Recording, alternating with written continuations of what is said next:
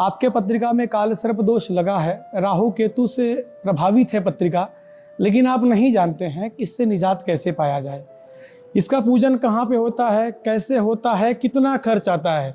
तो मैं पंडित विद्यानंद शास्त्री त्र्यंबकेश्वर से आपके लिए पूरी सटीक जानकारी लेकर आया हूँ।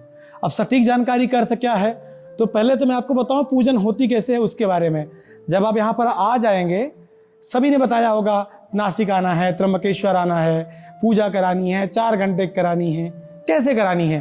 तो उसके लिए आप थोड़ा पास मिलाएंगे कैमरा ज़रा। यहाँ पर ये पूरी तैयारी लगी होती है, जिसमें सर्वप्रथम एक गणपति मंडल, यहाँ पर भगवान गणपति का यानी गणों के अधिपति उनका पूजन होता है। तत्पश्चात इसी के साथ कलश पूजन यानी वरुण भगवान का पूजन करके कुल देवी यानी आपकी जो कुल देवी है, षोडश मातृ का पूजन, 64 योगिनी पूजन होता है। तत्पश्चात ये होने के बाद जो भी आपके पूर्वज यानी पितर गुजर चुके हैं, जो देव स्वरूप हो चुके हैं, जो सत्यवसु हैं, उनका तर्पण मार्जन यानी नांदी श्राद्ध, शुभ श्राद्ध करके आगे बढ़ते हुए सर्वतो भद्रमंडल। सर्वतो का अर्थ क्या होता है, आपने कई बार पूजन कराया होगा लेकिन आपको नहीं पता हो तो बता दूं। सर्वतो यानी सर्व, सब तरफ से कल्याणकारी सर्वतो भद्रमंडल का पूजन। तत्पश्चात यहाँ पर थाली रखकर 9 चांदी के नाग, मनसा देवी, तत्पश्चात राहु केतु की चांदी की मूर्तियां, उनका अग्नि प्रतपन ताड़न विधि, प्राण प्रतिष्ठा, अंग आवरण अर्चन पूजन यानी नवकुल नागाय विद्महे विश्वदंताय धीमहि तन्नो सर्पः प्रचोदयात्। ऐसे नवकुल के जो 9 नाग हैं, उनकी माता मनसा देवी, उन सभी का पूजन किया जाता है। इसी को मुख्य स्वरूप से काल सर्प का पूजन कहते हैं।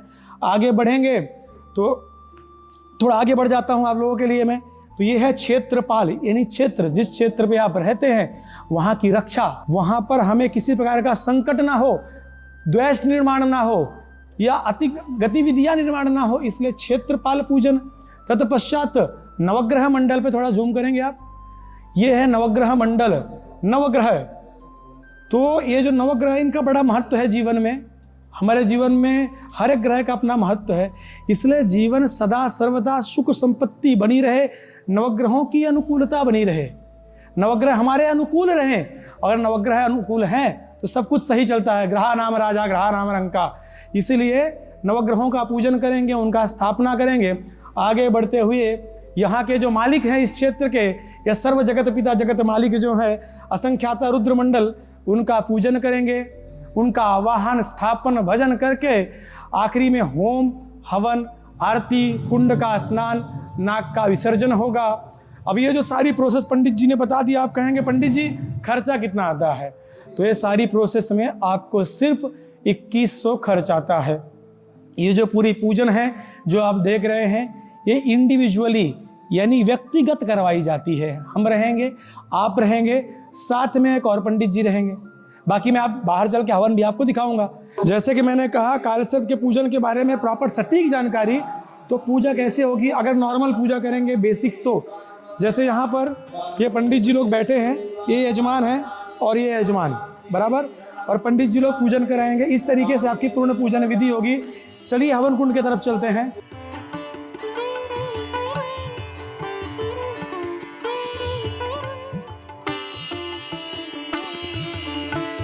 जैसे कि मैंने कहा कि आज आपको सटीक जानकारी दूंगा।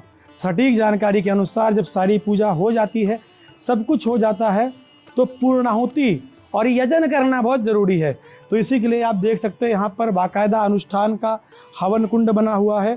पंडित जी आप दिखाएंगे ये सारी चीज़ें, या अभी जस्ट एक हवन करवा के हमने यजमान को यहाँ से भेजा है। कई सारे यजमान आते हैं।